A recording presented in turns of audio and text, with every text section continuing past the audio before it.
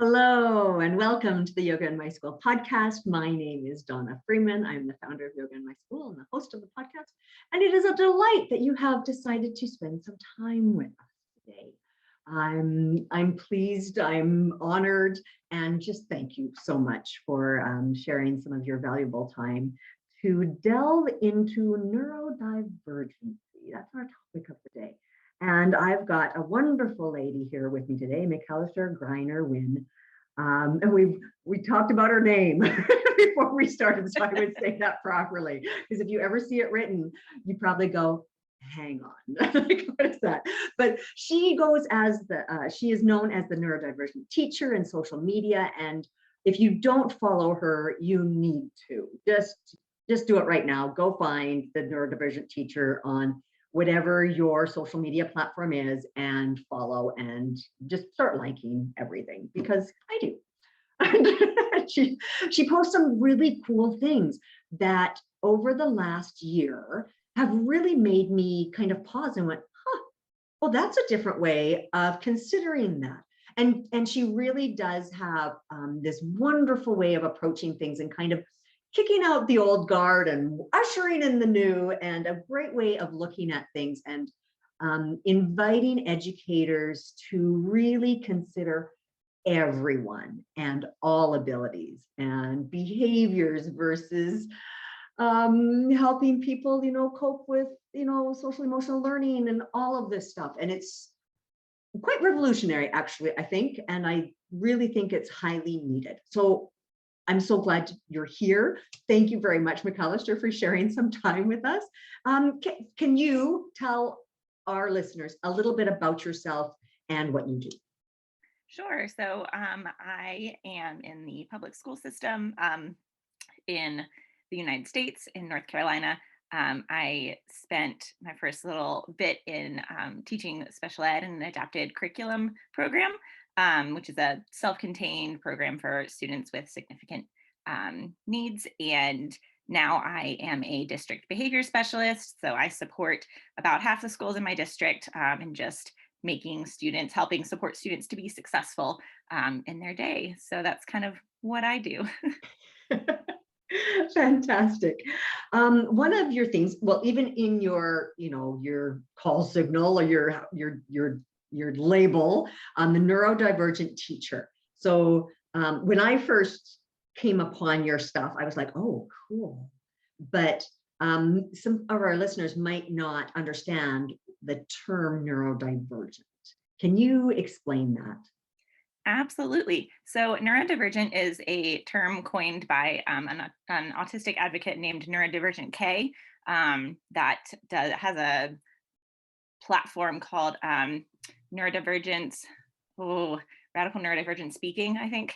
So that term just means all of the people of what's considered the neuro minority. So neurological formats, I guess, neurological variances that are different from the typical or most people, what's known as neurotypical. So neurodivergence includes lots of different things.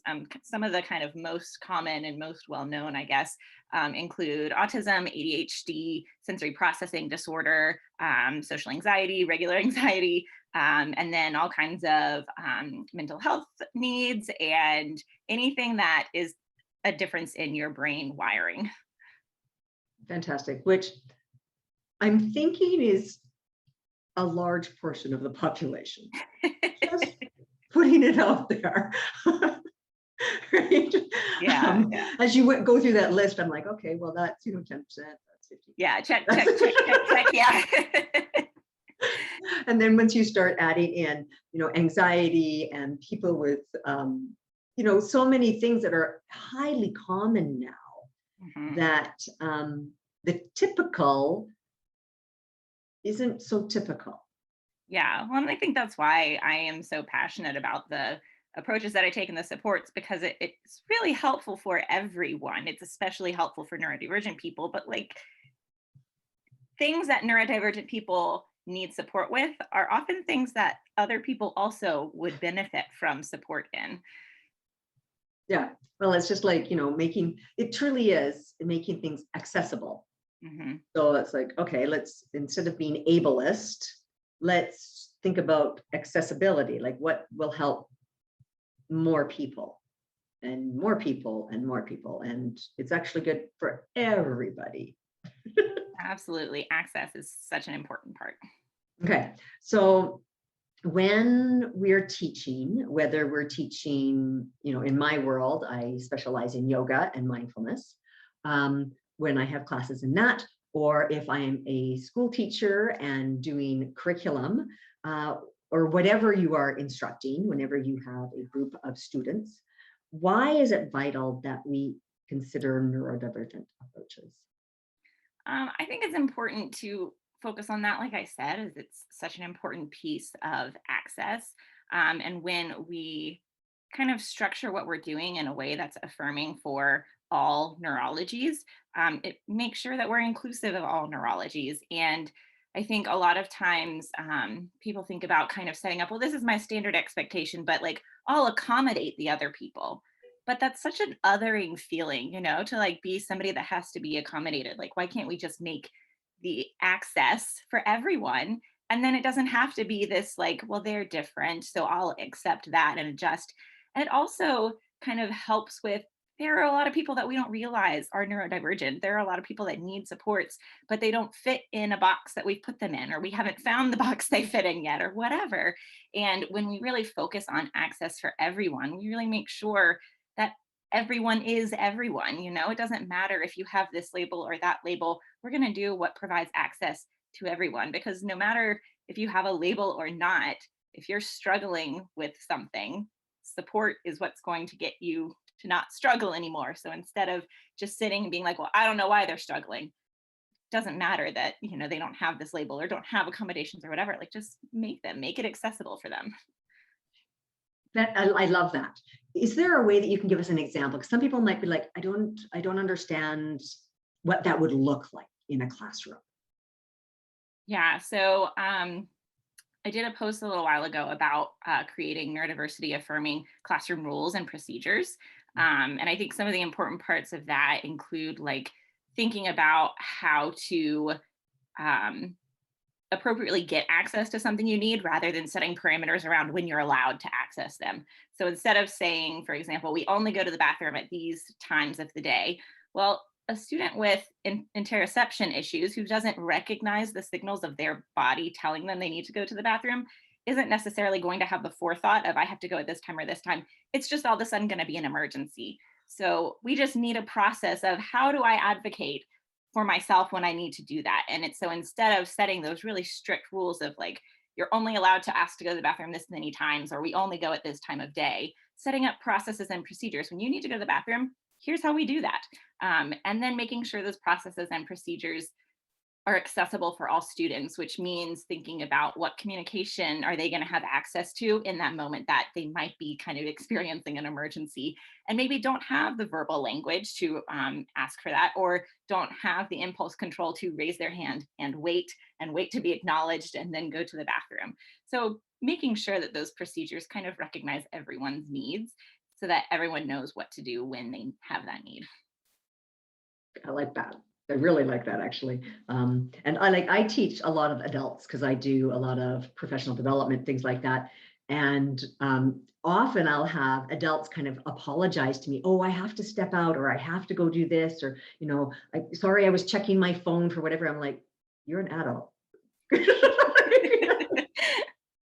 Well, I'm okay. Like, yeah. And we have that approach with adults, but I feel like with kids too, like, they're whole human beings, like they don't necessarily, like, they don't have as much control in their life because they don't necessarily have the understanding of safety and the regulation skills and things like that. But like, you're a whole human being. And if you have to go to the bathroom, you can go to the bathroom. Or if you have to like pace in the back of the class, okay, like that's great.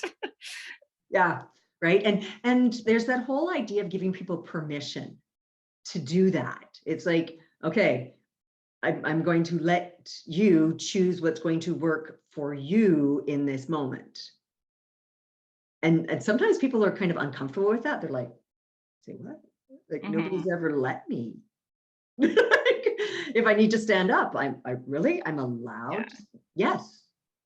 And I think, like, in the classroom, a lot of times when students get to a teacher that is that way, or teachers are trying that as a new strategy to be like, do what your body needs, there's this like increase in chaos kind of before things settle down, because people are figuring out what their body does need. And I think for a little bit, especially for teachers who haven't taken that approach before, it can feel really overwhelming and chaotic and like, this isn't working, I can't teach when things are like this.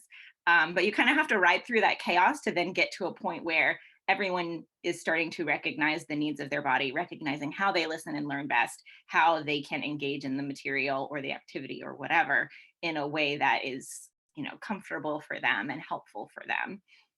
I think that's really valuable because, like you say, a lot of teachers are like, okay, I'm going to try this out. Yeah. and they do a little bit hesitantly, but they're like, okay, let's go for this.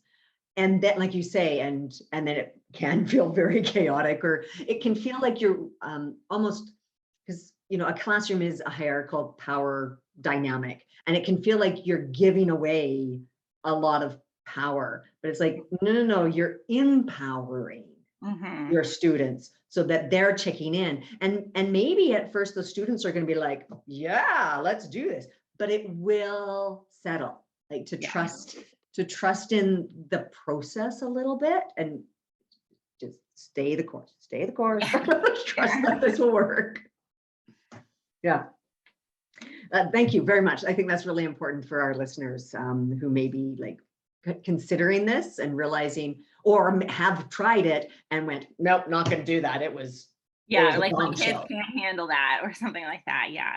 And I feel like sometimes it does take tweaking when you're like, okay, well, like this, things are, once you give it time to kind of settle, it's like, okay, well, this still isn't working. So how can I, reteach procedures, increase like the structure of how we do this so that students still have control, but there's this more structured guidance for them of how to access those tools. Fantastic. All right. So one of your recent posts talked about this idea, the difference between being quiet and compliant versus calm and well-regulated. Okay, because for me, one of my most popular professional development workshops is 5 skills to calm kids, right?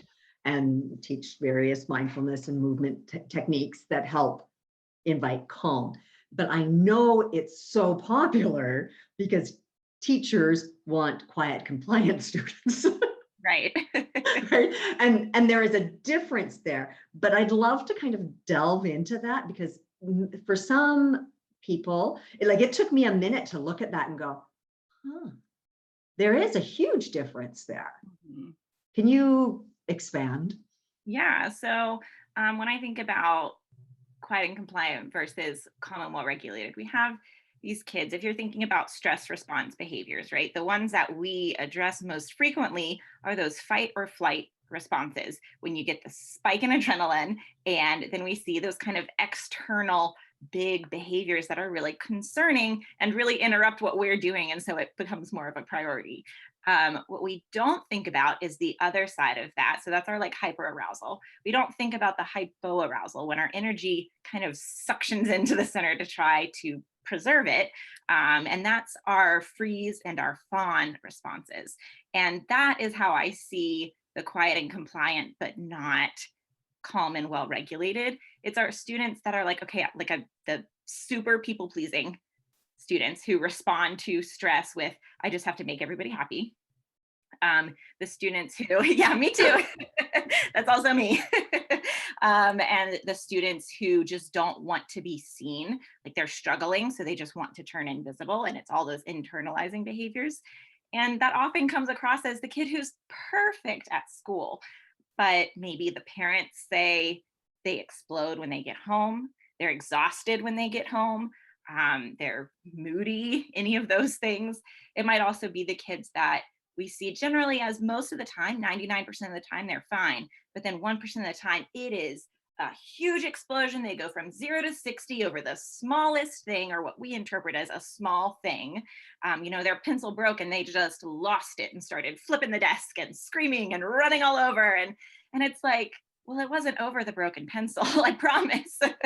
And So those kind of give us clues of this student might be kind of internalizing those feelings. And while they look quiet and compliant and therefore they look calm, there's more of that internal struggle, those internalizing behaviors that is causing them to not really be successfully accessing their education and the environment. Because no matter if you're fight or flight or fawn or freeze, if your brain is experiencing high stress, you're not actually taking in a lot of information. Things aren't sticking. You aren't able, if you're not in that window of stress tolerance, you're not able to grow. Love it. Love it. Yeah, right. And like you say, this is working with the window of tolerance. And if the listeners have not yet learned about window of tolerance, go Google. There's lots of really good information about the window of tolerance, and we want to have as big a window as possible, and there are ways to do that. And one of the main ways to do that is with SEL, right? So social emotional learning. Now, social emotional learning needs seem to be at an all-time high. It's just right with what everybody has gone through in the last couple of years. There are a lot of needs that are arriving in our classrooms. And what would be maybe a couple of your top tips for teaching SEL in accessible ways to our students? I think SEL often is, and like teaching regulation and coping strategies is often a very unstructured activity. Like, okay, we're going to breathe. And some students don't know how to do that, how long they're supposed to do that, what it's supposed to feel like, things like that. And then they're always, like things like, oh, like think, like have positive thoughts or imagine a happy place or things like that. They're all very internal because social emotional learning is very internal. It's understanding the needs of your body and how it's processing your environment around you. So I really advocate for taking kind of those more abstract skills and trying to make them a little bit more concrete, especially for people who are really new to learning how to regulate, how to recognize the feelings and emotions and needs of their body, and make a plan of how to deal with that and support that in their needs.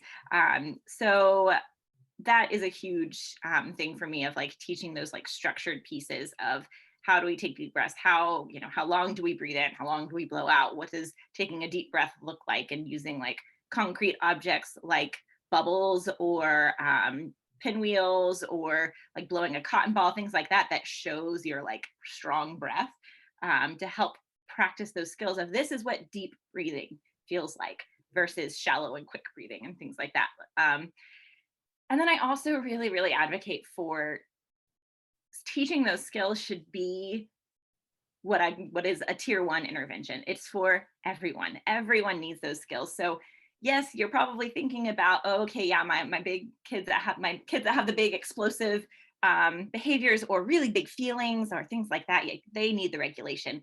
But all of our kids need those skills taught. They all need to be able to access that, because just because you're not seeing it doesn't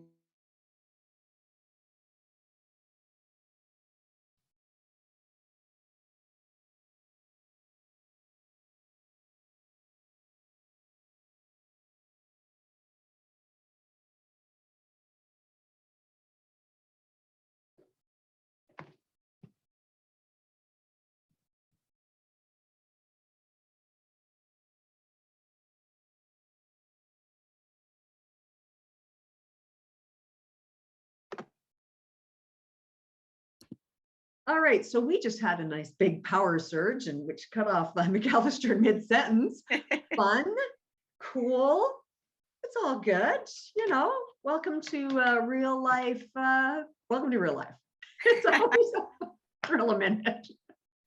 All right, but you were talking about SEL and how sometimes we can't see the need for people to be self-regulating. We just see the outward appearance. And so how important it is for us to teach it to everyone. Everyone needs these skills. Absolutely. Okay, fantastic. So SEL for everybody is just across the board. Yes? Anything else? Yeah. I think an important part of teaching regulation and coping skills is, and I've posted about this before, is having a space where they can go to practice those skills and having it not just be a triage or emergency space. It's not where someone should go. I mean, they can go when they're escalated, but that's not the only time you want them to go there, because when you feel upset and stressed, do you want to go somewhere where you have a positive association, you feel calm, like your bedroom? Or do you want to go to a brand new place that you're not really familiar with, that you were told this is where you go when you can't handle things? Like that doesn't feel like a safe place to go. And so having students go to that space, whatever it's called, I have teachers that call it their safe space, the calming corner, the coping center, the relaxation center, whatever you call it, have students go there. And students that do have kind of those more things that you're like, they need some extra practice as kind of that tier 2 intervention, you can have them go more regularly. But I would say in general, students should have some scheduled visits to that space just to practice the strategies you've learned during your whole group instruction, those structured coping strategies, to practice them so that when they are upset, it's not a skill that their teacher taught them at the beginning of the year and now it's December and they remember doing it for that week, but they haven't done it since then. And maybe I know how to do it now, maybe I don't, and I'm upset and I can't access that far back in my memory.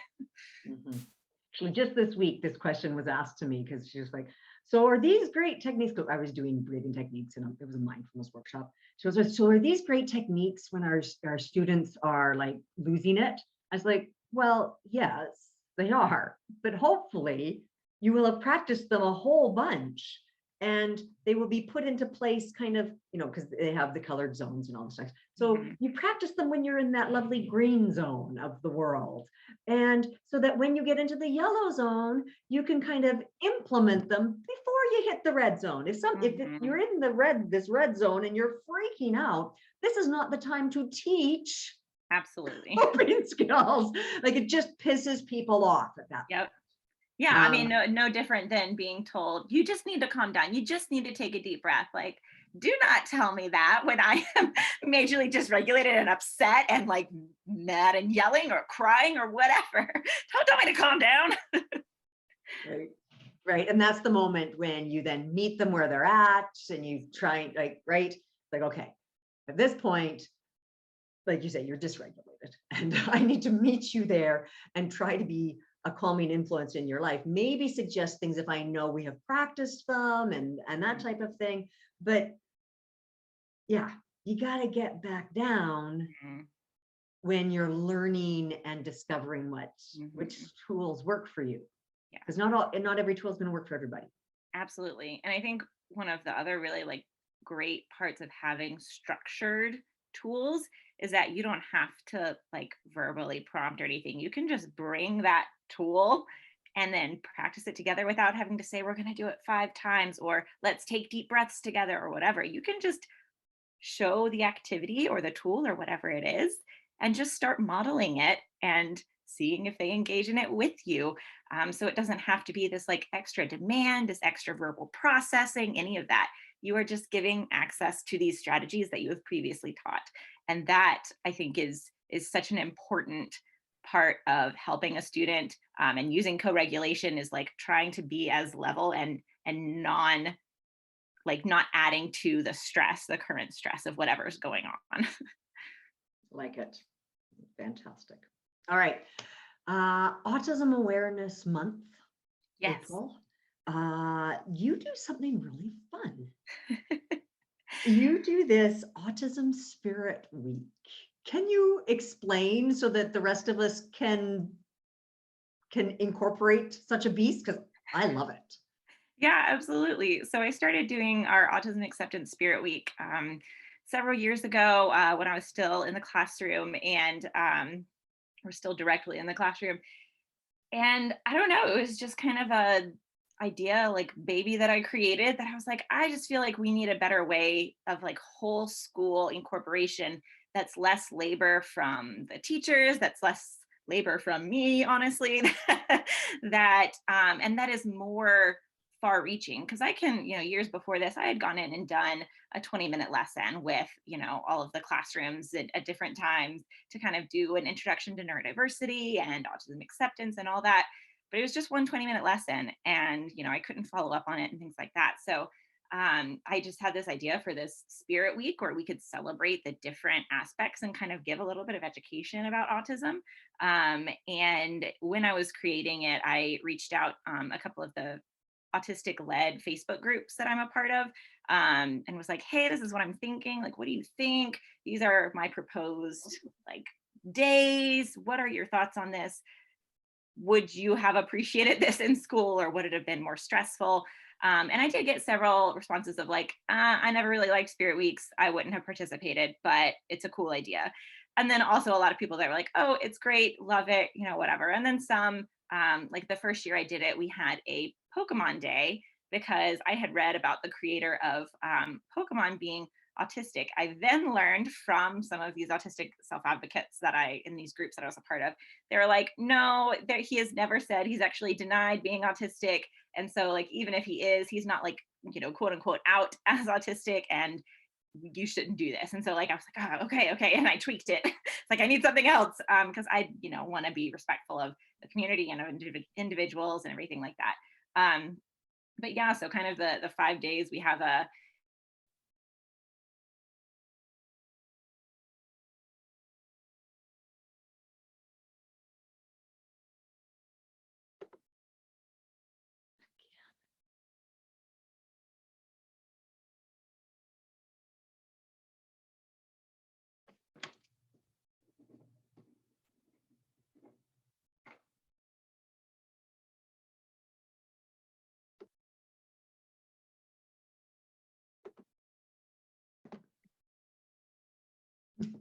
So it's one of those days, people.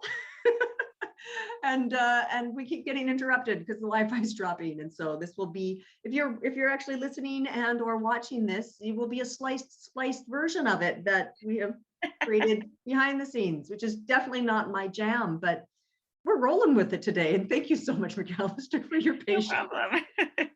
Hey, but you were telling us about the 5 days of Autism Awareness Spirit Week. Go. Yeah.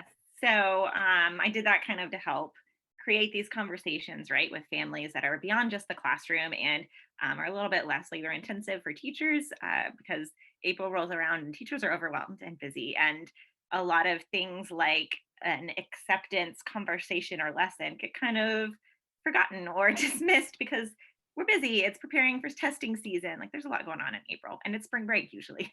So it's just a busy time. So yeah, this Spirit Week was just to kind of help open up those conversations and really talk about different aspects of autism and different ways to celebrate autism and neurodiversity, and just people that maybe are a little bit different from us, and that's totally fine and worth celebrating. So yeah, there are just different days, different themes for each day. So we have like a Marvelous Mind Monday, where the kids can wear hats, and it's to celebrate our beautiful brains, like putting a crown on your head and celebrating. And then we have 2 days that are kind of interchangeable with whatever happens. We have World Autism Acceptance Day, where we encourage students to wear red or gold to celebrate autism acceptance, because those are kind of the two colors that the autistic community has chosen to kind of celebrate. Gold, I think, because it's AU, like the atomic symbol for gold is AU. And then I'm not sure where the red came from, but maybe it's the opposite of blue, might be where it came from. Yeah, so, and then another day is our Neurodiversity Day, where we celebrate the diversity of the human mind. So we encourage students to wear rainbow or tie-dye colors to kind of represent the beauty of intermingling all of those differences, right? And then we have What's Your Passion Wednesday, which is where we talk about how autistic people can have very like passionate, specific interests. So we encourage students to wear something that they're passionate about, whether it's a sports team or like dance or a specific movie character or anything like that. And then we also have Sensory Friendly Friday, and I always like to do it on a Friday because there's nothing better than coming to school in your pajamas on a Friday. The next best one would be Monday, because then it helps you ease into the week.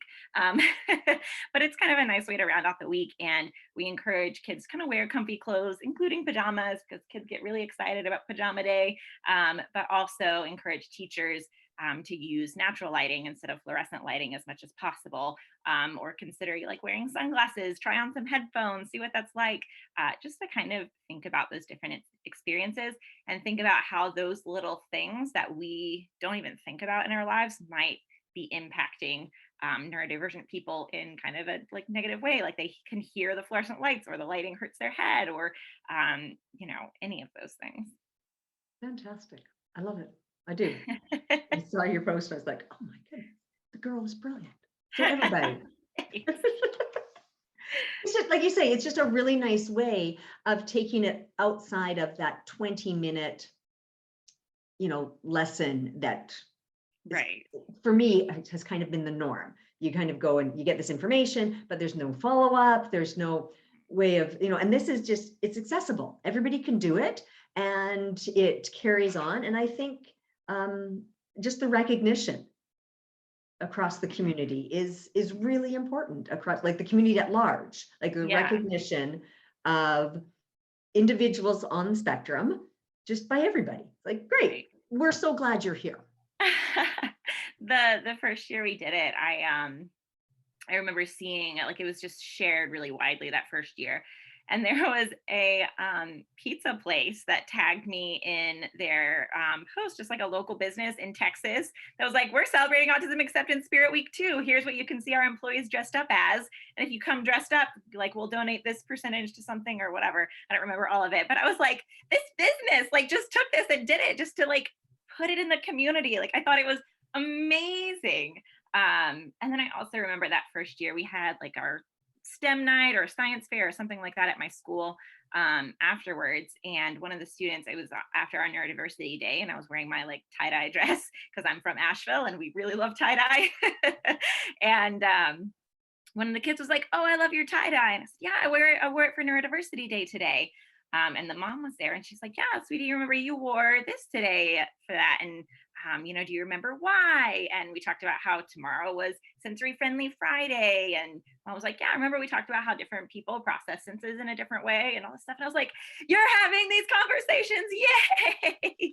And it was just so cool to see it in real time, be like, yes, like it's not just for some kids, it was just another random spirit week, but like people were having those conversations. And I hope that teachers were also having some of those conversations. And it was just so exciting to kind of like see that like at least it had some impact.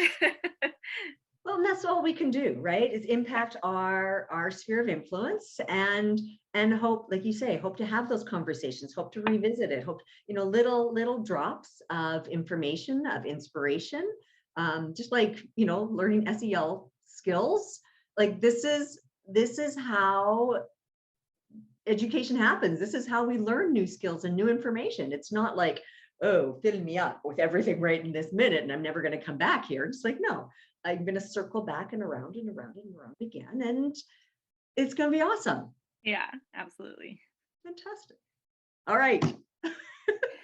I definitely appreciate you being here today and having the patience and determination and everything just to make this happen. It's been no problem. a wild ride. We've enjoyed it. Well, where can people follow you, find you if they're looking for more information? I know that you do consults. I know that like I said, your social media is packed with information. Where can people find you? So they can find me on Instagram at the Neurodivergent Teacher and on Facebook at the Neurodivergent Teacher. And then I also have a Teachers Pay Teachers store. It's mostly, almost entirely just free resources of things that I've created that was helpful for my students that I want to share with other people.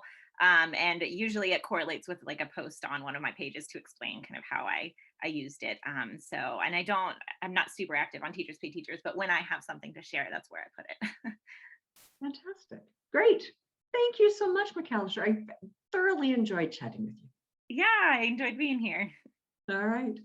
Everybody, go follow McAlister. Introduce neurodivergency, just that term. It's a cool term, and have those conversations with people and, celebrate autism awareness, whether it's through the Spirit Week or through however you're going to do it, because, we all have our little things that we need help with, definitely myself included. And So I appreciate you guys being here, listening, watching, being part of the Yoga in My School podcast community. So thank you very much.